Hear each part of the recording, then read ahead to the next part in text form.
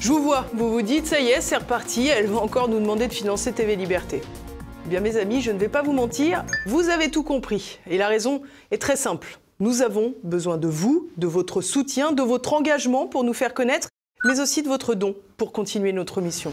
Sur TVL, pas de bourrage de crâne avec les sketchs de Zelensky ou les laïus sur les piqûres de Pfizer promus par McKinsey. Sur TV Liberté, nos programmes sont en accès libre pour tous. Et cette formule est uniquement possible si vous tous nous soutenez financièrement. Car aider TVL, c'est être rebelle, c'est ne plus se contenter de subir, de regarder, de consommer. Aider TVL, c'est agir. Alors agissez et donnez à TV Liberté.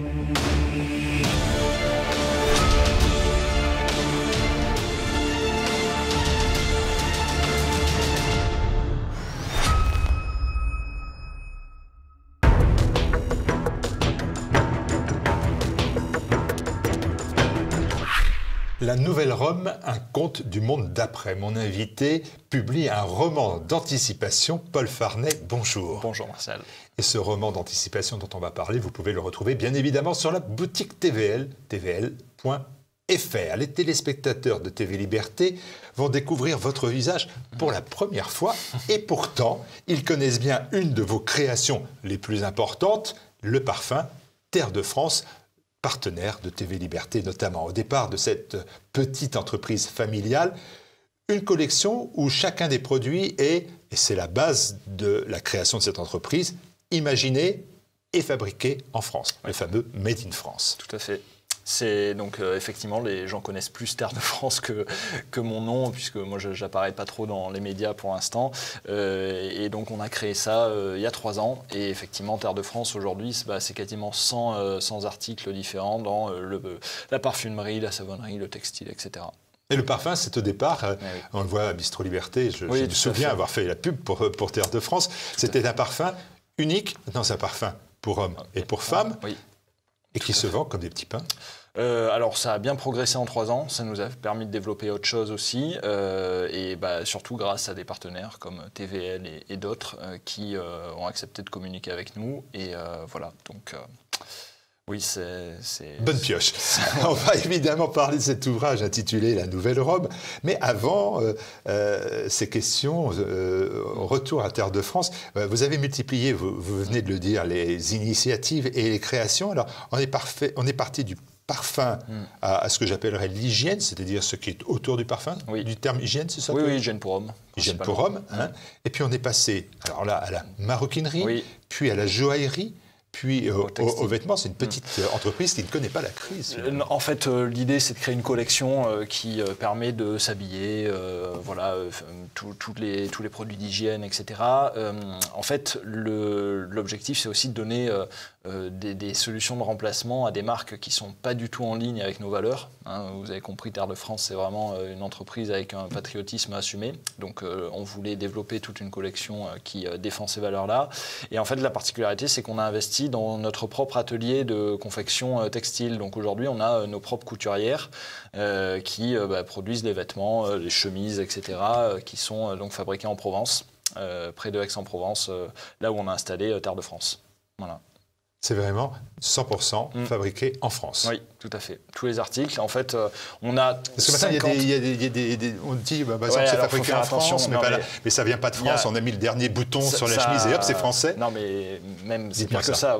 Vous avez beaucoup de marques avec un petit drapeau tricolore ici. Vous pensez que c'est du Made in France. Vous regardez l'étiquette, il y a marqué en gros Design in France. Mais vous regardez en détail l'étiquette, c'est Made in Taiwan. Et en fait, le design in France avec le petit tricolore, ça n'est pas du Made in France. C'est en fait 20% de la valeur ajoutée maximum qui est faite en France. Le reste est fait à l'étranger. Alors que pour avoir du Made in France, il faut être au moins à 50% de valeur ajoutée faite en France. Nous, on est quasiment à 90%, puisque même le tissu de nos vêtements aujourd'hui vient de Roanne. Vous voyez, donc c'est vraiment à 90% du Made in France. Donc voilà, c'est ça l'objectif, sans non plus faire de l'ultra-luxe. Parce que, en fait, oui, le sac Hermès va être fait 100% en France. Mais il n'est pas accessible pour tous. Donc la Terre de France, l'objectif, c'est de faire quelque chose qui est accessible, Ça, c'est possible que parce qu'on a une communauté très très fidèle. Aujourd'hui, on a quasiment 20 000 clients et on n'a pas besoin de dépenser des millions d'euros de communication sur TF1 pour commercialiser nos produits. Voilà, est-ce que cette notion est une notion importante? Parce qu'on voit aussi que quand il y a des sociétés qui se prêtent ce jeu du Made in France, les prix sont importants. Est-ce qu'ils sont justifiés ou pas?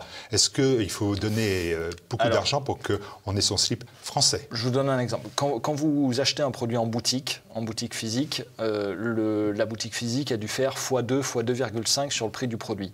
Si ce produit vient du Bangladesh, c'est sûr que ça va être pour vous, ça va vous sembler normal, voilà, d'acheter un polo Célio à 40 €. Maintenant, si en fait ce produit vient de France et coûte 25 € à produire, si vous faites x2,5, x3, le polo en boutique va coûter 100 €. Donc en fait, si vous utilisez les mêmes canaux de commercialisation que le fabriqué à l'étranger, c'est-à-dire les boutiques physiques et toute la communication que vous faites autour, on se retrouve avec du Made in France à 100, 120 € le polo. Voilà. Nous, l'objectif, c'est qu'on fasse quasiment du sortie d'usine. Vous voyez, on a notre usine de fabrication textile. Donc, en sortie d'usine, le polo, il coûte 60, 70 €. On peut le proposer à ce prix-là. Oui. Donc c'est le seul modèle économique aujourd'hui qui permet de faire du Made in France accessible. Alors il y a une chose qui me plaisait énormément quand je participais à la promotion de Terre de France, c'est qu'il y avait une action, dans l'action acheter patriote, acheter français et acheter pour que les bénéfices soient reversés. À des personnes qui avaient besoin de cela. Est-ce que c'est maintenu ce système? Bien sûr, c'est toujours le cas. En fait, Terre de France n'est pas vraiment une entreprise à but lucratif, même si c'est une société. L'objectif, c'est qu'on soit rentable, etc. Mais en fait, au lieu de rémunérer des actionnaires, on verse tous le résultat net de l'année. Alors attention, c'est le résultat net. Bien sûr, l'objectif, c'est bien de payer nos couturières, de payer nos artisans, etc. Mais les bénéfices nets annuels, eux, sont reversés. Et toujours pareil, il y a ces 3 catégories de personnes qu'on oublie souvent. Des agriculteurs en difficulté, des familles de militaires et des écoles rurales, souvent hors contrat, qui en plus véhiculent une pédagogie plutôt, une instruction, pour ne pas dire de gros mots, plutôt traditionnelle. Que du bonheur. Allez, on en vient quand même à l'objet de votre visite, de votre présence. C'est ce petit roman d'anticipation. Pourquoi un chef d'entreprise, d'ailleurs accaparé par son travail et sa famille, s'arrête pour écrire un roman? Alors, pour éviter la dépression ambiante, pour s'amuser un petit peu. Voilà. Moi, j'ai écrit ça vraiment sur mon temps libre. Voilà. Donc, c'était le soir, ce printemps et cet été. Donc, voilà, c'était vraiment une sorte d'exutoire un peu à la frustration, la dépression de ce début d'année qui a pu toucher pas mal d'entre nous. Puisque j'ai pressenti un petit peu que, en fait, on avait tous le même rêve. C'est un peu ce que j'ai essayé d'écrire dans cette nouvelle Rome, qui était probablement un rêve infaisable, irréalisable. On va voir en 2022, voilà, dans la France que nous connaissons. Vos visites sur les réseaux sociaux donc, sont attirées par une publicité, si je ne me trompe pas, qui est aussi sur YouTube, concernant une mystérieuse nouvelle Rome. C'est quoi? C'est un village de vacances? Au début, on dirait. Le protagoniste croit ça à la première vision de la publicité, mais il s'avère que c'est un peu plus qu'un village de vacances, un peu plus qu'un village gaulois de reconstitution historique. Donc on va découvrir qu'en fait c'est une initiative assez ambitieuse de finalement reprendre la civilisation française là où elle s'est arrêtée. Voilà, essayer de recréer quelque chose économiquement, culturellement, dans un petit village, mais en faisant les choses bien et voilà, et pas seulement une petite reconstitution historique. Voilà, donc ce petit village, il va s'appeler Jouvac. Oui. Il est dans le Lot, voilà, près de Cahors, possiblement. C'est ça. Et c'est de celui-là dont on parle. Oui. En fait, en bon réactionnaire que vous êtes, je me suis dit, votre héros, qui est quand même un petit peu vous. Oui, c'est une sorte de biographie d'anticipation rêvée, mais voilà.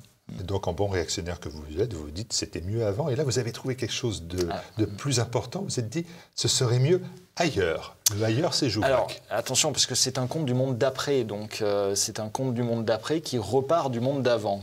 En fait, l'idée est justement, je commence en disant que je suis un réactionnaire, etc. Parce que oui, on a tous un petit côté réactionnaire qui voit la France des années 60, de la Belle Époque, comme des périodes de référence. Et sur beaucoup de points, je pense qu'on peut être nostalgique de ces périodes. Mais après, c'est illusoire de se dire qu'on va répliquer ces périodes à l'identique. Et donc la Nouvelle Rome, justement, à plusieurs moments du livre, j'explique que l'objectif, c'est pas de recréer exactement à l'identique cette France-là. C'est quand même retrouver un Occident prospère, une France glorieuse. Mais c'est de repartir de ces bases d'exigence de soi, de travail, de culture commune, etc. Mais ensuite de faire quelque chose dans le monde d'aujourd'hui. Donc voilà. Et je pense que la Nouvelle Rome, c'est quelque chose qui ne pourrait exister que justement dans une société un peu post-Covid, tous les trucs qu'on a connus ces dernières années. Post-traumatisme. Voilà, post-traumatisme, exactement. Pour éviter ce que vous appelez une vie de lent déclin et d'acceptation, vous, votre héros, votre famille franchissent le pas donc pour rejoindre cette Nouvelle Rome qui s'avère être un nouvel Eldorado quasiment. C'est un peu Candide qui va dans l'Eldorado, sauf que j'essaie de faire en sorte que cet Eldorado-là soit... Alors, pas forcément crédible jusqu'au dernier détail, mais de donner des pistes qui pourraient le rendre crédible. Des pistes, voilà. C'est le pays que j'ai connu quand j'étais petit. Vous n'êtes pas vieux. Que moi j'ai connu quand j'étais petit. C'est ce que dit le héros, la Nouvelle Rome, c'est le pays que j'ai connu quand j'étais petit. Oui, alors c'est aussi dans la bouche de la personne qui accueille le héros à la Nouvelle Rome, donc qui lui a plutôt la cinquantaine et qui fait référence peut-être à la France des années 70-80, mais bon... Oui, en tout cas, c'est peut-être une France qui repart de ce socle des années 60-70 avant que ça parte en cacahuète. Ça parte en cacahuète. Alors, vous avez une notion assez claire de ce que ça doit être. Par exemple, vous dites, ça ne peut pas être une ZAD peuplée de droitards venus pour boire. Et non, parce qu'en fait, Qu'est-ce que vous avez contre les droitards qui boivent ? En fait, le truc, c'est qu'on pourrait s'imaginer que on pourrait créer effectivement une sorte d'endroit, de festival toute l'année avec des gens qui viennent célébrer le roi, l'ancien régime, Napoléon, etc. et qui s'amusent autour de cette reconstitution historique d'antan. Très bien, c'est bien pour s'amuser, mais c'est pas de là qu'on recrée, qu'on fait redémarrer la civilisation, quoi. Donc l'idée, c'est que la Nouvelle Rome, c'est pas juste un groupement de droitards qui font des barbecues pour s'amuser, ce qui est parfait effectivement pour essayer de garder un peu de bonne humeur ces temps-ci. Mais là, l'objectif, c'était de décrire quelque chose qui soit un peu plus ambitieux et qui essaie de vraiment recréer une économie, recréer une culture dans un village. Vous dites aussi, à un moment donné, retrouver la France glorieuse sans refaire le temps des châteaux forts. Oui, parce que c'est la même chose, c'est-à-dire que j'imagine par exemple dans la Nouvelle Rome qu'on crée un laboratoire de médicaments. L'idée, c'est de décrire une sorte de retour. Aujourd'hui, on n'a plus confiance dans le progrès parce que le progrès, en fait, aujourd'hui, c'est pas du progrès technologique de pointe, c'est du progrès sur des sujets sociétaux, sur des sujets un peu mous, j'ai envie de dire. Et en fait, là où en 1900, on était ravis, où on se réunissait pour voir des décollages d'avions de fortune avec les mecs qui se crachaient une fois sur deux, aujourd'hui, ça, en fait, je suis même pas sûr que la société actuelle se rassemblerait pour voir ça parce qu'on n'aurait plus foi dans cette possibilité de progrès. Alors que si on recrée, comme j'essaie de le décrire dans la Nouvelle Rome, une culture qui accepte cette marche en avant, on pourrait retrouver, ça ne serait pas l'âge des châteaux forts, ça serait de retrouver une société qui croit en son avenir, quoi. Voilà, chevaleresque aussi peut-être. Oui.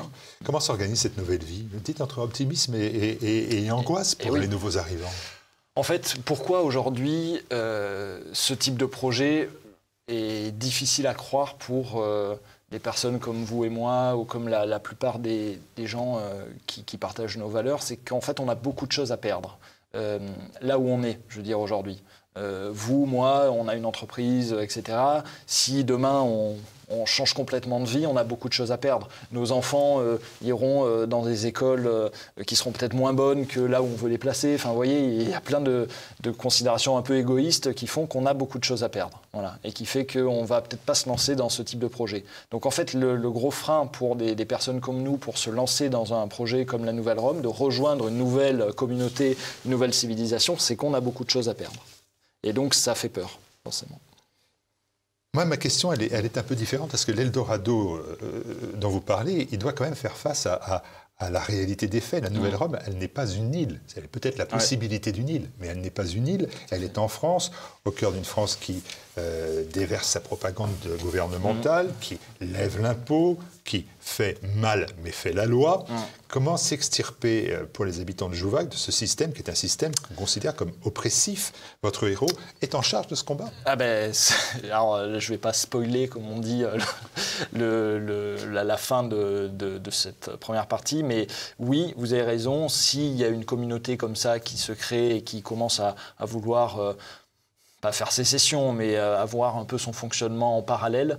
Je dis par exemple, à un moment, dans la Nouvelle Rome, il y a une sorte de caserne de pompiers officieuse. Et c'est pas vraiment des pompiers, mais en fait, c'est une partie de cette communauté s'organise pour faire le travail d'un service public qui n'est pas présent, en fait, dans la Nouvelle Rome. Et en fait, qui fonctionne mieux, qui est moins cher, etc., que dans la République. Oui, vous avez raison. S'il y a un projet comme ça qui se développe, l'État va probablement tout faire pour lui mettre des bâtons dans les roues. Et effectivement, on voit dans la Nouvelle Rome que la région, sous couvert d'écologie, etc., va essayer de déconstruire un petit peu ce qui se fait à la Nouvelle Rome. Une des possibilités pour s'en sortir par rapport à ça, c'est en fait de miser, je pense, sur l'immobilisme d'un des échelons de l'État. Parce qu'en en fait, on est dans une société où je pense on va vers beaucoup d'immobilisme. Et il suffit d'aller convaincre un échelon de peut-être pas appliquer exactement ce que demande le préfet ou autre, et ça peut peut-être fonctionner. Voilà.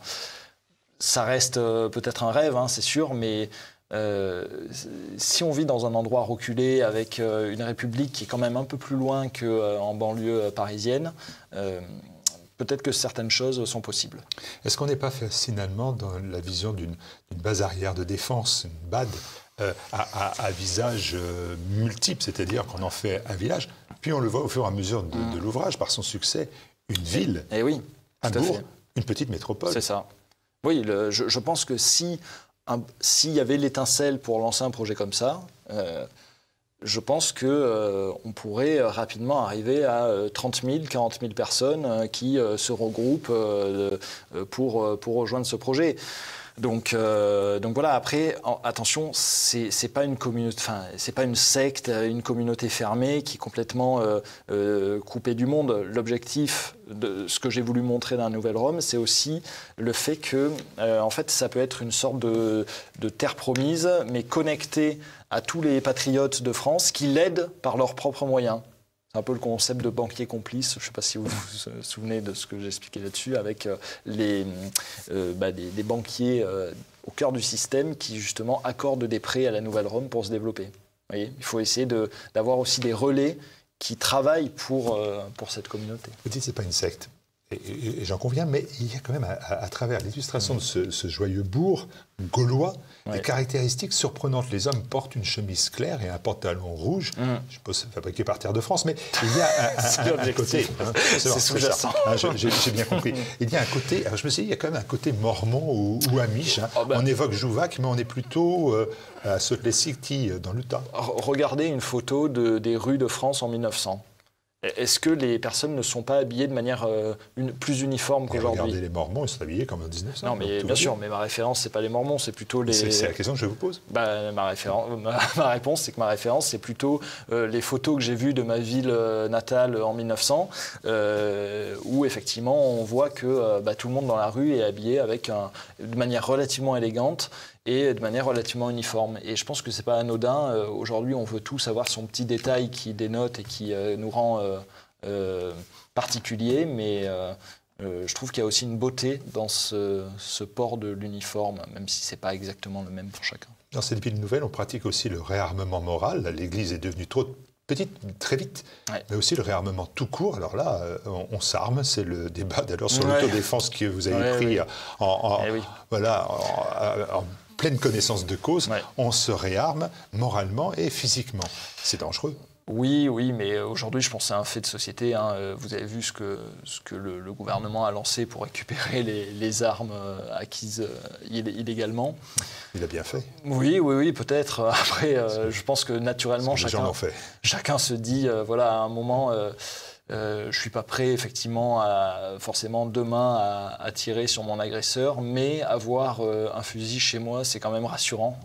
Et du coup, effectivement, c'est quelque chose qu'on ressent à la Nouvelle-Rome. Après, c'est un peu différent, puisque finalement, la Nouvelle-Rome, ce n'est pas les citoyens eux-mêmes qui se réarment. C'est plutôt organisé en vue d'une police municipale qui fait un peu son travail. Et l'église, on la remet au centre du village, mais est-ce que l'église est un facteur de retrouver un passé glorieux? Quand on voit aujourd'hui l'église d'aujourd'hui, ses prêtres, ses évêques? L'église de la Nouvelle-Rome, là aussi, je pense que les personnes un peu plus au fait que moi du fonctionnement des instances religieuses vont rigoler en voyant la description de la messe que je fais. Mais c'est une église un petit peu revisitée quand même. Donc effectivement, revisitée. Voilà, pas tout à fait la même. Mais la réalité, parce que cette réalité, elle va ressauter à la figure de votre héros, parce qu'il va être confronté dans un bistrot en dehors de Jouvac à une émission de télévision. C'est sur une chaîne concurrente de TVL qui s'appelle BFM.